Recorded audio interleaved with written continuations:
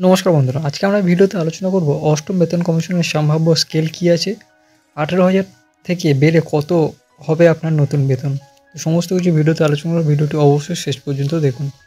আর video শুরু করার আগে বলে দিই, এই সমস্ত ইনফরমেশন এই ভিডিওটা মিডিয়া, নিউজ আউটলেট এবং ইন্টারনেট থেকে সংগ্রহ করেছি। তো যে কোনো সিদ্ধান্ত নেওয়ার আগে নিজে একবার রিসার্চ করে নিন। তো চলুন শুরু করি। দেখুন, বছরের শুরু থেকে ঘোষণা হয়েছিল অষ্টম পে কমিশনে। এই ঘোষণার পর থেকে খবরে কেন্দ্রীয় কর্মীদের বেতন বৃদ্ধির খবর। এই বেতন কমিশন কার্যকর হলে কর্মীদের কত বেতন বাড়বে তা নিয়ে জল্পনার অন্ত নেই। এবার ফের প্রকাশ্যে নতুন তথ্য। তো সরকারি কর্মচারীদের মধ্যে এখন সবথেকে বড় আলোচনার বিষয় হলো অষ্টম pay commission. Terms of reference প্রকাশ করার পর থেকেই বাড়ছে কৌতূহল। বেতন কত হবে, ফিটমেন্ট ফ্যাক্টর কোথায় ঠিক হবে তা নিয়ে জল্পনা সর্বত্র।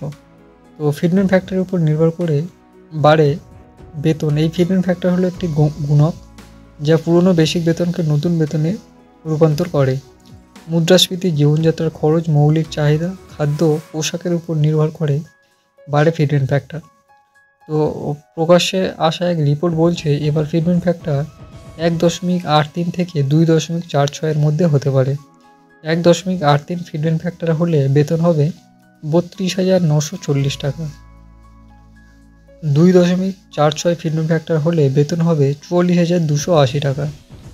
অষ্টম বেতন কমিশনের ফিটমেন্ট ফ্যাক্টর 1.92 থেকে 2.57-এর মধ্যে হতে পারে বলে আশা করা হচ্ছে। এর সঙ্গে এইচআরএ, টিএ, এনপিএস, সিজিএইচএ সব ক্ষেত্রে আসবে পরিবর্তন। তো জানা গিয়েছে 2026 জানুয়ারি থেকে কার্যকর হবে অষ্টম বেতন কমিশন। এই নিয়ে আপাতত নিশ্চিত কোনো ঘোষণা হয়নি, তবে জানা যাচ্ছে এই দ্বার সকল কর্মীর বেতন প্রায় দ্বিগুণ হতে চলেছে। শুধু সরকারি কর্মীরা নন, এই বেতন কমিশন দ্বারা উপকৃত হবেন পেনশনভোগীরাও।